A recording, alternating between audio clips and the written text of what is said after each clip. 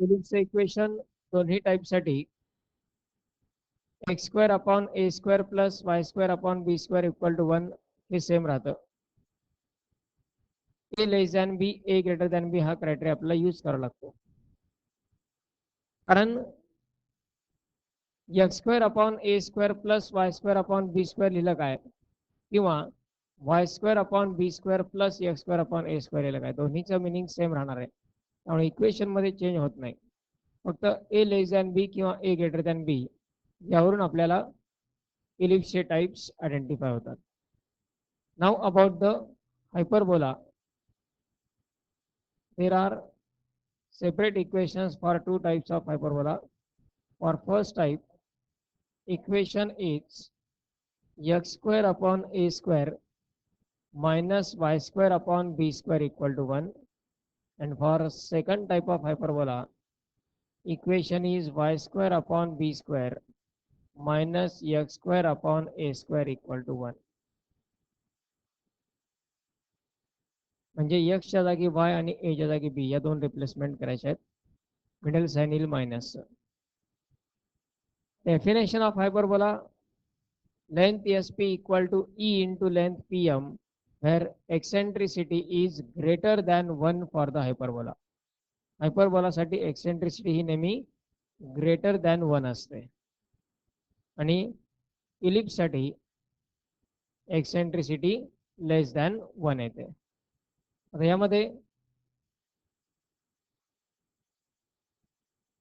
जर आपण geometrically consider केला हायपरबोला फर्स्ट टाइपचा, this one is suppose geometrical structure of first type of hyperbola. It again consists of two directrices, two focus, then vertices, four vertices a dash, b dash. Center is again at the origin of the coordinate axis, same as in case of ellipse. This one likewise is the structure of hyperbola. यामध्ये differences काय काय आहेत ellipse आणि hyperbola मध्ये पहा. First difference आहे तो इक्वेशनचा. Equation of ellipse आणि हायपरबोला मध्ये प्लस मायनसचा डिफरन्स. फर्स्ट टाइपचा इलिप्स आणि फर्स्ट टाइपचा हायपरबोला. सेकंड टाइपच्या हायपरबोला साठी मात्र x² y² च्या ज्या टर्म्स आहेत त्या इंटरचेंज झालेल्या आहेत. This one is the geometrical structure of first type of hyperbola. In this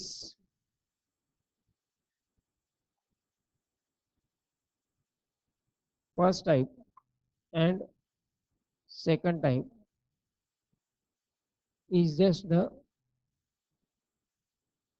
90-degree rotation of this first type. Second type hyperbola. Considering about the characteristics as compared with the ellipse. First of all, a less than b, a greater than b हा जो criteria आपण ellipse मध्ये use करतो तो criteria hyperbola मध्ये use करण्याची आवश्यकता नाही. कारण यात a ची व्हॅल्यू पहिल्या टाइप साठी a लेस दॅन बी असू शकतो किंवा ग्रेटर दॅन बी पण असू शकतो. दुसऱ्या टाइप साठी ही a less than be possible आहे, a greater than be possible आहे हायपरबोला साठी. इलिप्स मध्ये मात्र आपला तो क्रायटेरिया यूज करूनच टाइप डिसाइड होतो. इथे टाइप डिसाइड करण्यासाठी दोन सेपरेट इक्वेशन्स अवेलेबल आहेत. त्यामुळे पहिला डिफरन्स इलिप्स आणि हायपरबोला मध्ये काय तो इक्वेशन सेपरेट आहेत. त्यामुळे a less than b, a greater than b यांचा क्रायटेरिया हायपरबोला मध्ये यूज करण्याची गरज नाही. त्यानंतर relation between A, B and E eccentricity. इलिप्सच्या फर्स्ट टाइप साठी हे रिलेशन काय असतं. इलिप्सच्या फर्स्ट टाइप साठी b² equal to a square into 1 minus e square. For first type of hyperbola, the relation is b square equal to a square in bracket e square minus 1. First टाईपचा ellipse आणि first टाईपचा hyperbola compare करायचा आहे. First टाईपच्या एलिप्ससाठी b square equal to a square into 1 minus e square असतो आणि इथे ई स्क्वेअर मायनस 1 एवढा चेंज. सेकंड टाईपच्या एलिप्ससाठी काय असतं इक्वेशन रिलेशन हे a square equal to b square into 1 minus e square या ठिकाणी येतो a square equal to b square into e square minus 1. म्हणजे पहिल्या आणि दुसऱ्या टाईपच्या एलिप्समध्ये डिफरन्स आहे ए स्क्वेअर बी स्क्वेअरचा इंटरचेंज. पहिल्या आणि दुसऱ्या टाईपच्या हायपरबोलामध्ये डिफरन्स आहे ए स्क्वेअर बी स्क्वेअरचा इंटरचेंज. पण एलिप्स आणि हायपरबोलामध्ये काय चेंज? एलिप्समध्ये येतो 1 मायनस ई स्क्वेअर, हायपरबोलामध्ये येतो E square minus 1. Reason clear आहे. एलिप्ससाठी एक्सेंट्रिसिटी लेस दॅन 1 असते, हायपरबोलासाठी एक्सेंट्रिसिटी ग्रेटर दॅन 1 असते. त्यामुळे हा रिझल्ट चुकीचाही वापरला जाऊ शकत नाही जर आपलं कॅल्क्युलेशन परफेक्ट असेल. समजा आपण चुकून हा रिझल्ट वापरला एलिप्ससाठी b square equal to a square into e square minus 1, हा रिझल्ट एलिप्ससाठी वापरला. एलिप्समध्ये एक्सेंट्रिसिटी लेस दॅन 1 असते म्हणजे हे सबट्रॅक्शन ब्रॅकेटमधलं निगेटिव्ह येईल. याचा अर्थ बी स्क्वेअरची किंमत निगेटिव्ह येईल. बी स्क्वेअर जर निगेटिव्ह झाला तर बी ची व्हॅल्यू इमॅजिनरी येते. कॅल्क्युलेशन आपलं क्लिअर पाहिजे. ए स्क्वेअर किंवा बी स्क्वेअर कुणाचीच व्हॅल्यू कधी निगेटिव्ह येऊ शकत नाही. कोणत्याही नंबरचा स्क्वेअर हा पॉझिटिव्ह असतो, तो निगेटिव्ह असणार नाही. आणि त्यामुळं जरी मिस्टेक झाली तरी आपल्याला त्या स्टेजला तरी हे लक्षात यायला पाहिजे बी स्क्वेअरची व्हॅल्यू निगेटिव्ह आले म्हणजे कुठेतरी मिस्टेक झालेली आहे. मग 1 मायनस ई स्क्वेअर ही टर्म तिथे रिप्लेस करावं लागेल. For hyperbola eccentricity greater than 1 असते त्यामुळे ई स्क्वेअर मायनस 1 पॉझिटिव्ह येतो आणि एलिप्समध्ये एक्सेंट्रिसिटी लेस दॅन 1 असते त्यामुळे 1 मायनस ई स्क्वेअर पॉझिटिव्ह येतो. हा एक नेक्स्ट डिफरन्स झाला एलिप्स आणि हायपरबोलाचा. एलिप्समध्ये 1 मायनस ई स्क्वेअर, हायपरबोलामध्ये ई स्क्वेअर मायनस 1. त्यानंतर फर्दर इज एव्हरीथिंग सेम, एवढेच डिफरन्सेस, बाकी सर्व कॅरेक्टरिस्टिक्स सिमिलर राहतात. ते कशा सिमिलर राहतात पहा. सेंटर 0,0,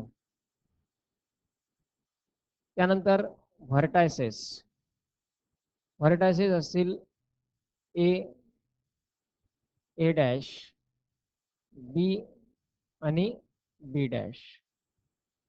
त्या ठिकाणी ए ए डॅश, बी आणि बी डॅश. ए चे कॉर्डिनेट a,0, ए डॅश चे कॉर्डिनेट -a,0, बी चे कॉर्डिनेट 0, बी, बी डॅश चे कॉर्डिनेट 0, -b. चारही टाईपसाठी म्हणजे दोन्ही एलिप्सचे टाईप आणि दोन्ही हायपरबोलाचे टाईप ए डॅश, बी आणि बी डॅश यांचे कॉर्डिनेट सेम राहतात. त्यामुळे त्यात काही कन्फ्युजन व्हायचा प्रश्न नाही. रिडक्शन पाहिजे कंपॅरिझननी ते पॉसिबल आहे. स्टडीज रिडक्शन की सिमिलर व्हॅल्यूज काय काय आहेत, मग डिफरन्सेस काय काय आहेत, कोणामध्ये काय डिफरन्स आहे हे कंपॅरिझन केलं तर जास्त सोपं जातं कन्फ्युजन अवॉइड करायला. मग या चारही टाईपसाठी 2 टाईपचे एलिप्स आणि 2 टाईपचे हायपरबोला स्टँडर्डमध्ये सेंटर प्रत्येकाचा ओरिजिन आहे स्टँडर्ड टाईप असल्यामुळं आणि व्हर्टायसेस सगळ्यांचे सेम आहेत चारही टाईपसाठी. त्यानंतर नेक्स्ट आहे तो फोकस. या पुढच्या कॅरेक्टरिस्टिकसाठी पहिल्या टाईपचा एलिप्स कम्पेअर करायचा पहिल्या टाईपच्या हायपरबोलाला आणि सेकंड टाईपचा एलिप्स कम्पेअर होईल सेकंड टाईपच्या हायपरबोलाला. फर्स्ट टाईपच्या एलिप्समध्ये फोकसचे कॉर्डिनेट काय असतात AE, 0 आणि -AE, 0. Same coordinates will be there for focus of the hyperbola first type S AE, 0 आणि S dash -AE, 0. फोकसचे कॉर्डिनेट इलिप्ससाठी आणि पहिल्या टाईपच्या हायपरबोलासाठी सेम प्लस मायनस ए कॉमा 0. सेकंड टाईपच्या इलिप्ससाठी फोकसचे कोऑर्डिनेट काय असतात 0, b and 0, minus b. Same here for hyperbola 0, b and s dash 0, minus b. फोकसचे coordinate similar झाले. त्यानंतर z आणि z डॅशचे कोऑर्डिनेट पहिल्या टाईपच्या इलिप्ससाठी काय असतात a upon e, 0 आणि minus a upon e, 0. z आणि z डॅशचे कोऑर्डिनेट. सेकंड टाईपच्या इलिप्ससाठी काय असतात 0, b upon e, z dash 0, minus b upon e. Same for hyperbola दोन्ही ठिकाणी similar a upon e plus or minus for first type and b upon e plus or minus for second type. त्यानंतर equation of directrix for first type of ellipse directrix d चं equation पहिल्या टाईपच्या इलिप्ससाठी काय असतं x equal to a upon e याही ठिकाणी equation राहील x equal to a upon e आणि डायरेक्ट्रिक्स डी डॅशचं equation x equal to minus a upon e. Same for hyperbola. इलिप्सच्या सेकंड टाईपसाठी डायरेक्ट्रिक्स डी चं equation y equal to b upon e आणि directrix d डॅशचं equation y equal to minus b upon e. Directrix D आणि D डॅशचे equations. त्यानंतर next characteristics latus rectum. ठीक आहे. लॅटस रेक्टमच्या एंड पॉइंटचे कोऑर्डिनेट पहिल्या टाईपसाठी काय प्लस मायनस ए कॉमा प्लस मायनस बी square upon ए. Quadrant नुसार कुठला लॅटस रेक्टमचा एंड पॉइंट कुठे आहे ते डिसाइड होईल चिन्ह त्याचं. पण a comma b square upon a. हायपरबोलासाठी तेच राहतील नो चेंज. सेकंड टाईपच्या इलिप्ससाठी काय लॅटस रेक्टमचे coordinate plus minus a square upon b comma plus minus b e. Plus minus a square upon b comma plus minus b e. Length of latus rectum for first type. First type साठी length of latus rectum that is 2b square upon a, and for second type length of lattice rectum is 2a square upon b. Same for the hyperbola. Lattice rectum च्या end point चे coordinates पण तेच, length of latus rectum पण तेच result. नंतर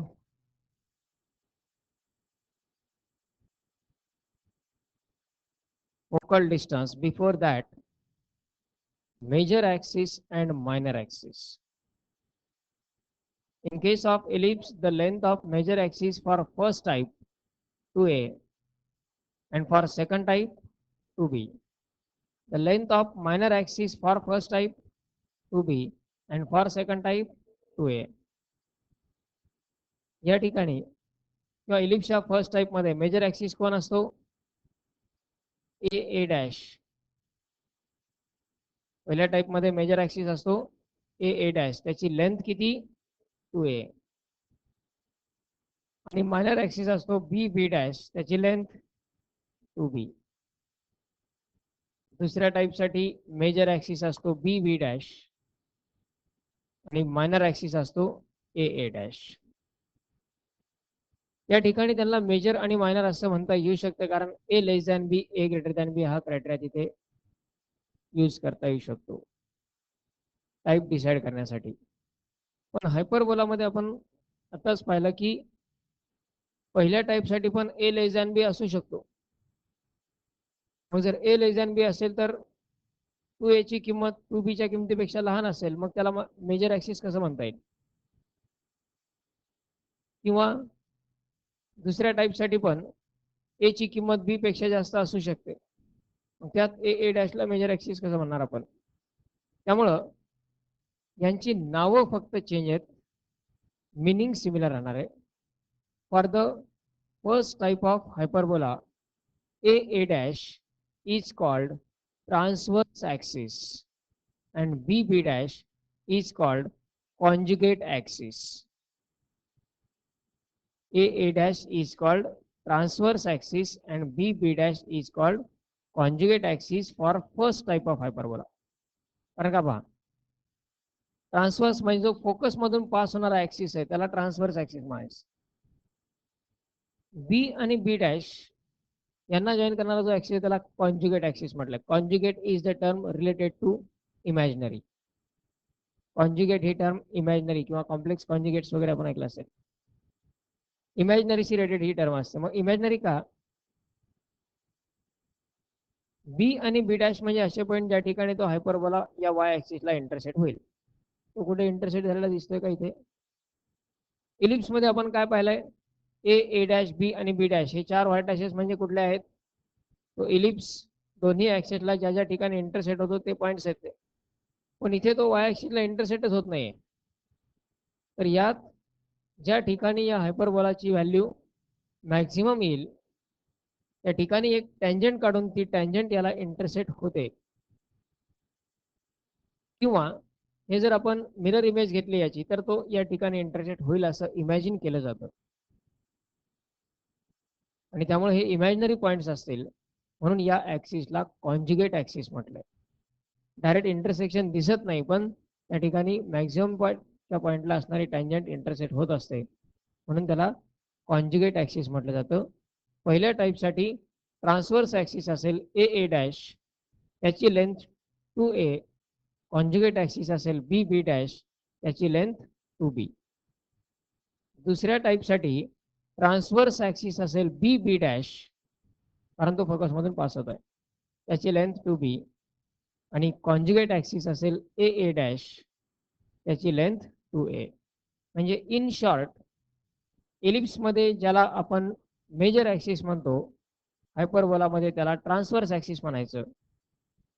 आणि ellipse मध्ये ज्याला आपण मायनर ऍक्सिस म्हणतो हायपरबोलामध्ये त्याला कॉन्ज्युगेट ऍक्सिस म्हणायचं. एवढंच हिंट आपण जर लक्षात ठेवली, लेंथ तर सिमिलर आहेत. ए डॅशची लेंथ 2a, बी डॅशची लेंथ 2b. पण इलिप्स मध्ये जो मेजर ऍक्सिस आहे तो इथे ट्रान्सवर्स ऍक्सिस असतो आणि इलिप्स मध्ये जो मायनर ऍक्सिस आहे तो या ठिकाणी कॉन्ज्युगेट ऍक्सिस असतो. हा आणखी एक डिफरन्स. त्यानंतर फोकल डिस्टन्स. इलिप्सच्या पहिल्या टाईपसाठी फोकल डिस्टन्स काय असतं? A plus or minus x. आणि सेकंड टाईपसाठी b plus or minus EY. For the first type of ellipse, focal distance is a plus or minus EX. And for second type, it is B plus or minus EY. यावरूनच आपण आणखी एक property तयार केली होती. Sum of the focal distances of any point on the ellipse. Sum of the focal distances of any point on the ellipse is constant, equal to 2a for first type and 2b for second type. किंवा त्याला आपण म्हणू शकतो it is equal to length of major axis. या ठिकाणी हायपरबोलासाठी जर आपण विचार केला तर फोकल डिस्टन्सची व्हॅल्यू डिफरंट आहे. फर्स्ट टाईपच्या इलिप्स मध्ये फोकल डिस्टन्सची व्हॅल्यू असते a plus or minus EX. इथे असते EX plus or minus a. EX plus or minus a. आणि सेकंड टाईपच्या इलिप्स साठी व्हॅल्यू असते a plus b plus or minus e y या ठिकाणी व्हॅल्यू असते e y plus or minus b, म्हणजे टर्म इंटरचेंज झालेल्या आहेत. फर्स्ट टाईपच्या एलिप्ससाठी व्हॅल्यू येते ए प्लस मायनस ई एक्स, इथे हायपरबोलासाठी व्हॅल्यू येते ई एक्स प्लस मायनस ए. सेकंड टाईपच्या एलिप्ससाठी व्हॅल्यू असते बी प्लस मायनस ई वाय, इथे व्हॅल्यू येते ई वाय प्लस मायनस बी. आता जसं आपण यांचं ऍडिशन जर केलं ए प्लस ई एक्स आणि a minus e x, s p plus s dash p ellipse मध्ये काय येतं, e x plus minus cancel होतो, शिल्लक राहतो 2a पहिल्या टाईपसाठी. आणि दुसऱ्या टाईपसाठी त्यामुळे आपण म्हणू शकतो sum of focal distances is constant and equal to length of major axis.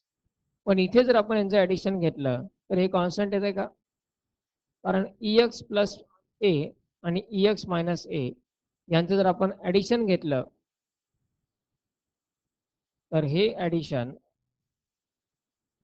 A cancel होतो, 2ex येतं, हा कॉन्स्टंट येत नाही, त्यात एक्स आहे, तो व्हेरिएबल आहे.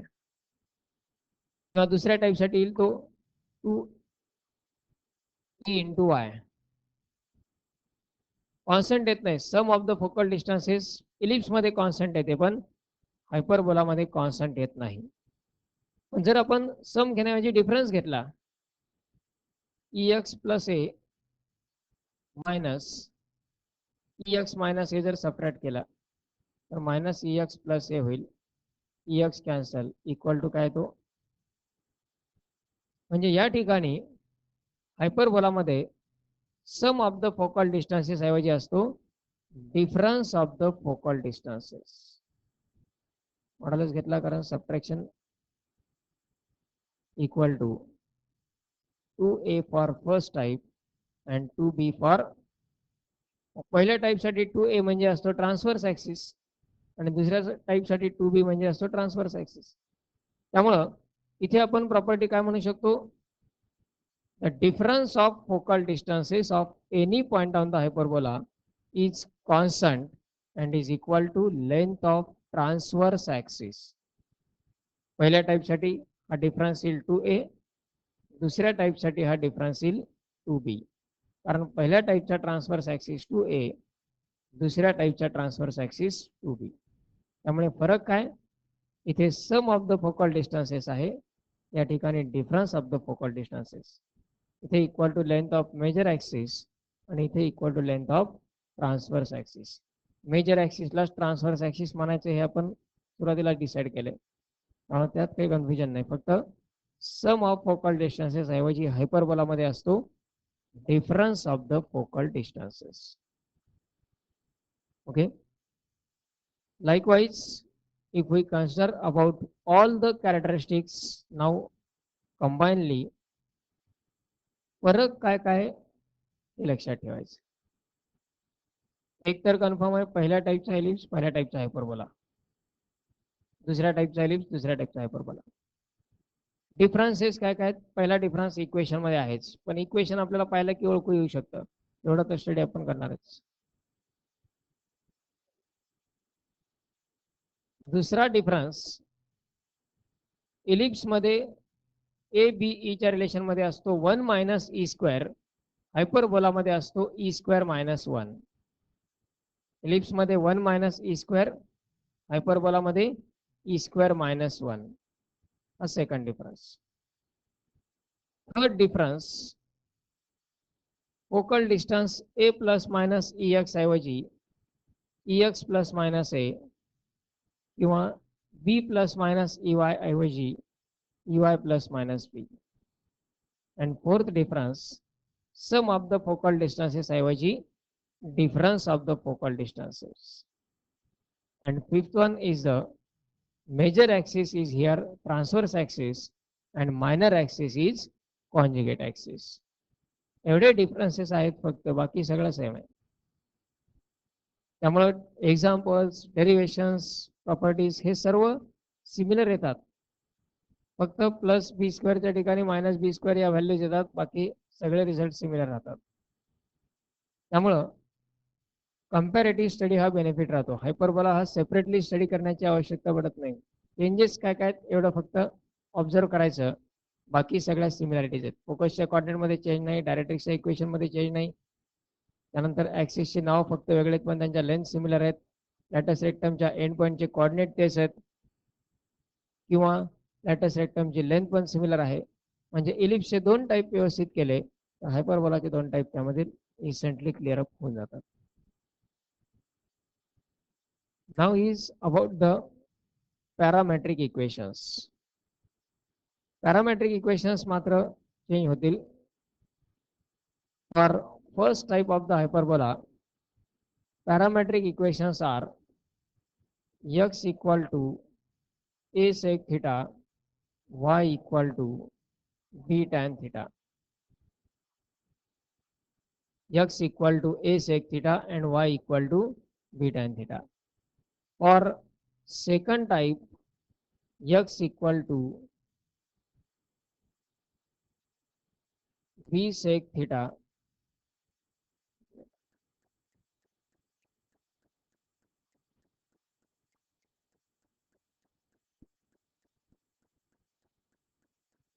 y equal to b sec theta and x equal to a tan theta. X equal to a tan theta, y equal to b sec theta. Identities मध्ये सबस्टिट्यूट कार्टेशियन इक्वेशन मध्ये substitute करून पाहिजे. यात x square upon a square minus y square upon b square equal to 1 असतो. x ची किंमत घेतली a sec theta, a square sec square theta upon a square minus b square tan square theta upon b square equal to हा cancel sec square theta minus tan square theta म्हणजे equation satisfy व्हायला पाहिजे. Second टाईपसाठी equation असतं y square upon b square minus x square upon a square. मग यात b square sec square theta upon b square minus a square tan square theta upon a square. a square cancel, b square cancel, value 1. म्हणजे दोन्ही टाईपच्या parametric equation मध्ये फरक काय तो सेक theta आणि टॅन थिटा इंटरचेंज करायचे. ए आणि बी तर एक्स जिथे असेल तिथे ए आणि वाय जिथे असेल तिथे बी हे कन्फर्म ठेवायचं. कोणता इलिप्स असेल, कोणता हायपरबोला असेल, एक्स आणि ए, वाय आणि बी या जोड्या तोडायच्या नाहीत. फक्त हायपरबोलासाठी पॅरामेट्रिक घेत असताना सेक थिटा आणि टॅन थिटा इंटरचेंज करायचे. Likewise are the parametric equations of the hyperbola. And now about the derivations from ellipse and hyperbola. Equation of tangent at x1 y1, equation of tangent in terms of slope, now equation of tangent in parametric form, condition that the line y equal to mx plus c is tangent. या सर्व ज्या properties आहेत यांचं comparison. Equation of tangent to ellipse at x1 y1 काय असतं, x1 upon a square plus y1 upon b square equal to 1. Hyperbola मध्ये काय येईल, x1 upon a square minus y1 upon b square equal to. Second type साठी फक्त term interchange. Equation of tangent in terms of slope, y equal to mx plus or minus root of ellipse मध्ये असतो a square m square plus b square, इथे येतो minus b square. मग condition that the line y equal to mx plus c जर म्हटलं तर c ची किंमत ही येणार plus minus root a square m square minus b square. आणि पॅरामेट्रिक फॉर्ममधलं इक्वेशन घेताना यातच पॅरामेट्रिक इक्वेशन सबस्टिट्यूट करायची. एक्सच्या जागी a sec थिटा, वायच्या जागी b tan थिटा. एक्सच्या जागी a sec थिटा लिहिला इक्वेशन येईल x into sec theta upon A minus Y into tan theta upon B equal to Cartesian equation मध्येच पॅरामेट्रिक इक्वेशन टाकून द्यायची. पॅरामेट्रिकचं टँजंटचं इक्वेशन तयार होतं. Likewise, these are the properties, characteristics of two types of hyperbola that can be compared directly with that of the two types of ellipse. Comparison करत असताना similarities कुठे आहेत, differences काय काय आहेत हे प्रॉपरली कम्पेअर करायचे आणि त्यानुसार स्टडी ठेवायचा. मिनिमम वर्कमध्ये मॅक्झिमम स्टडी आवश्यक आहे. व्हाईल सॉल्विंग द एक्झाम्पल्स या कॅरेक्टरिस्टिक रिवाइंड करून काय डिफरन्सेस आहेत हे चेक करूनच तयार करायच्या प्रत्येक वेळी.